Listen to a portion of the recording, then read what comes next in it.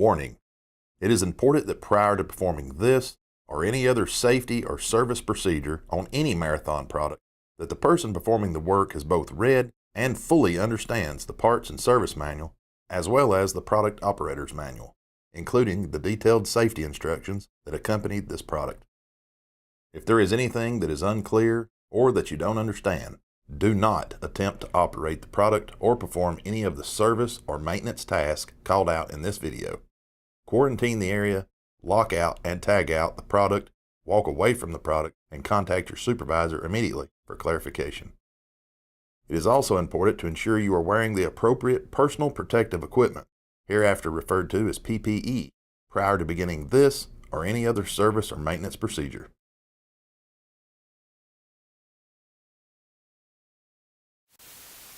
Hey, I'm Travis Wallen, the service guru here at Marathon Equipment. Thanks for joining me at the Service Shack.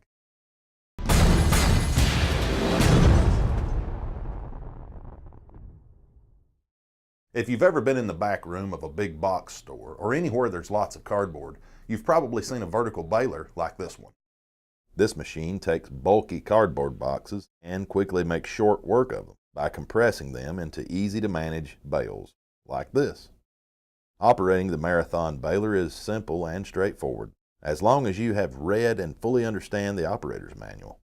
For the sake of this video, we're going to assume that you're in compliance. So let's get started on how to operate your Marathon baler. Before we start loading it, it's important that we know where all the controls are and what they all do.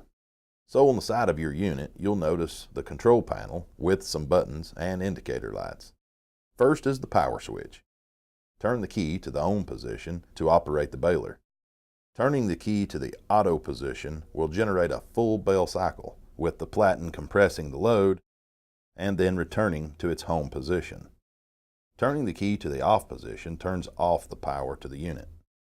Remember that before the baler can operate, the feed gate and bale door must be closed and the latch must be engaged.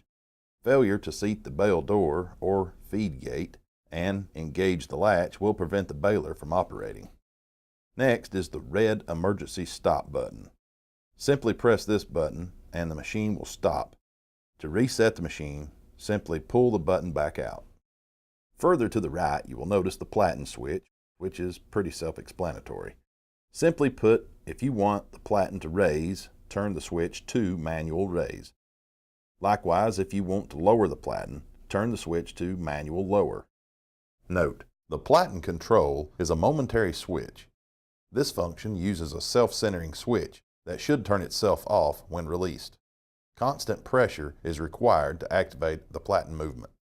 Remember, when the optional red bale made light is eliminated, refer to the section of tying off the bale and use caution when performing this procedure. Okay, now that you have the information on what the controls mean and where they're located, let's get started on how to operate your Marathon baler. Step 1 is to press the emergency stop button. Then you are clear to open the bale door.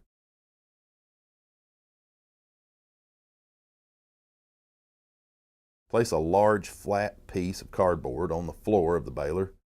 Warning: do not reach into the baler. Close the bale door and be sure it is securely locked in place.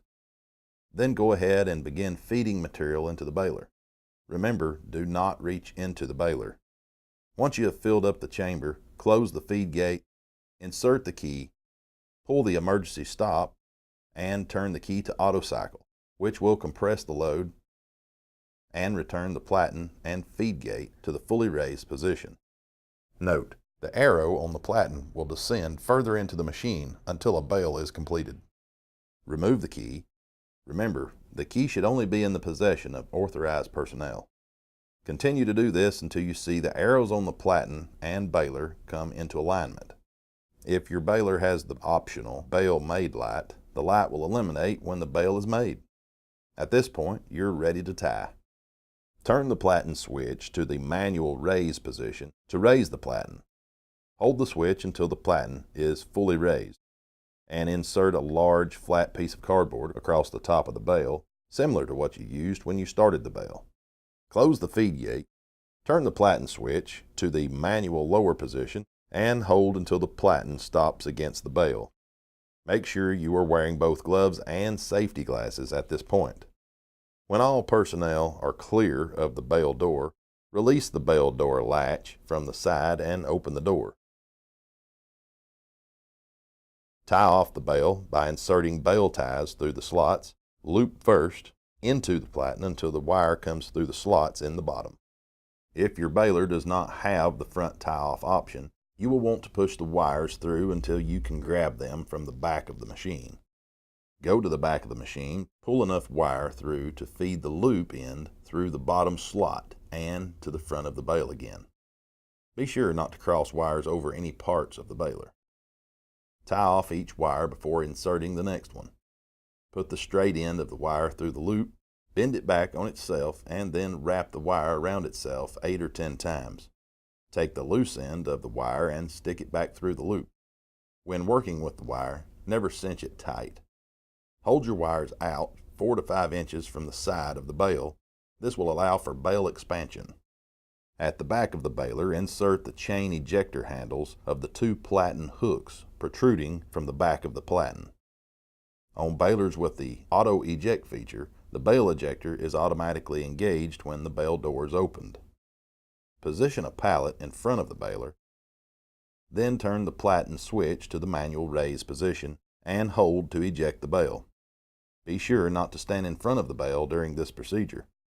Remove the bale after it ejects, using a forklift or pallet jack. Be sure your wire guides and slots are clean of any residual debris using the provided slot poker, and place 1 or 2 new large flat pieces of cardboard on the floor of the baler. Close the bale door and feed gate. Then turn the key to auto cycle, which will reset the ejector. Now you are ready to repeat the entire procedure for the next bale. Marathon is proud to make some of the most recognizable balers and compactors in the world. If you follow these instructions, your baler will provide you with years of safe, trouble-free service. If you still have any questions, you can contact Marathon Technical Support, 1-877-258-1105. Remember, we're here to help in any way we can.